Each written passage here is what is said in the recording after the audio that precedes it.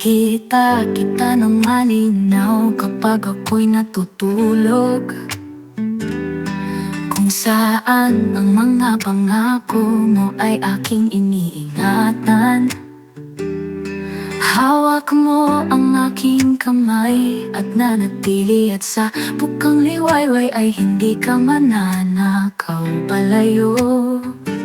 Sa buhay ikaw ay naglalakay ng pasulong at iniingatan ko ang mga salitang nasabi ko, ngumiti ka sa akin. Ngunit hindi ito nagtagal, sa nawala nang ako'y magising sa mga panaginip. Ikaw ay akin, sa katotohanan ikaw ay nawala. Ngunit pareho pa rin tunay ang aking nararamdaman. Sa pagsikat ng araw, pinalaya kita ng libo-libong beses. Ngunit nananatili ka pa rin buhay sa matahimik kong damdamin.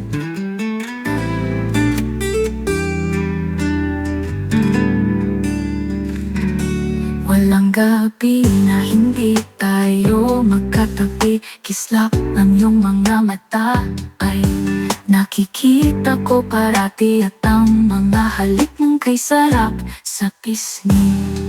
Nararamdaman ko buong gabi, wala na akong masabi. Ang pagmamahal ko sa iyo ay patindi ng patindi. Ayaw na kitang mawala, kaya yakap kita ng maigi. Ngunit noong ako'y magising, panaginip nang pala uli sa mga panaginip. Ikaw ay akin, sa katotohanan ikaw ay nawala.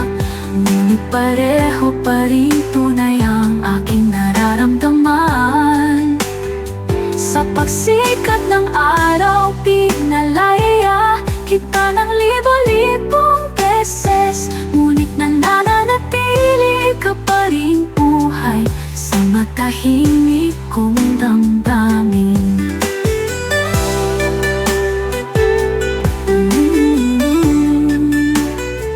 Ngunit nananatili ka pa rin buhay sa matahimik kong damdamin.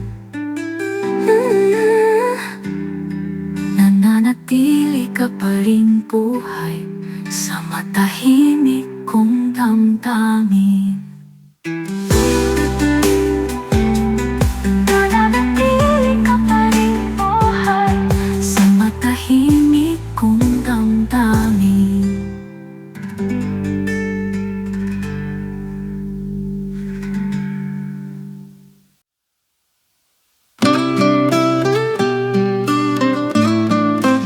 Minsan na mapadaan ako sa kanyang YouTube live, hindi ko inaasahan na makilala ko na pala ang makapapatibok ng aking puso.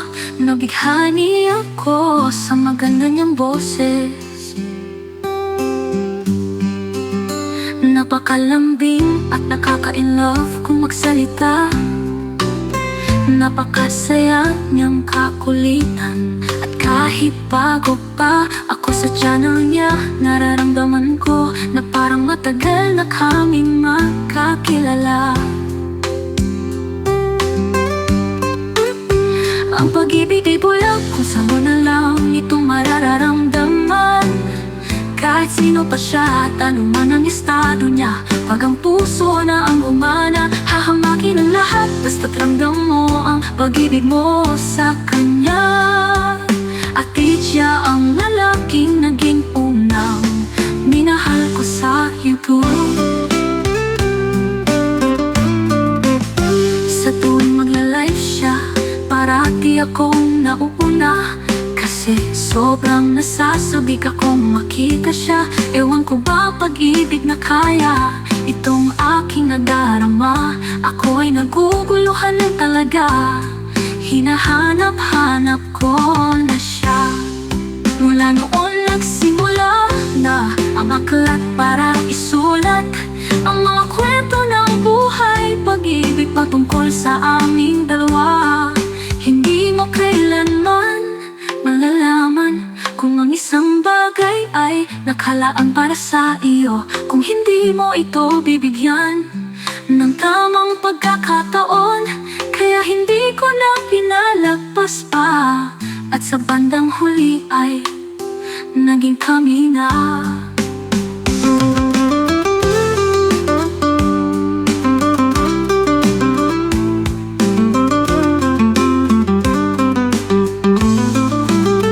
Ang pag-ibig ay bulag kung saan mo na lang ito mararamdaman.